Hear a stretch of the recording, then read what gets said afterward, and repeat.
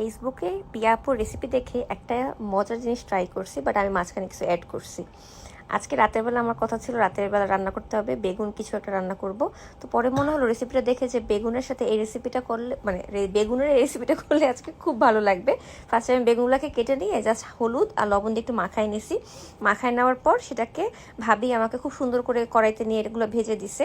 অনেকক্ষণ লাগছে এগুলো ভাজতে, কারণ বেগুনটা একটু সিদ্ধ হতে, যাতে ভাজার সময় সিদ্ধ হয়ে যায় এরকম করে সিদ্ধ করতে হয়েছে। আর এই ফাঁকে আমি একটা নারিকেল বাসায় ছিল, ওটাকে কোড়াই নিছি।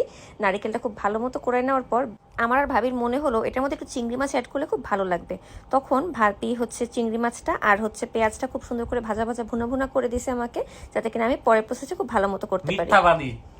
চিংড়ি মাছ আমি দিতে বলছি। ও হ্যাঁ, বলে গেছি, সীমান্ত দিতে বলছে। আচ্ছা, এই ফাঁকে আমাদের নারকেলটা রেডি হয়ে গেছে। নারকেলে আমি ইনসিস্ট করছি। আচ্ছা, এখানে মশলাটা বলি আমি আগে, দাঁড়াও।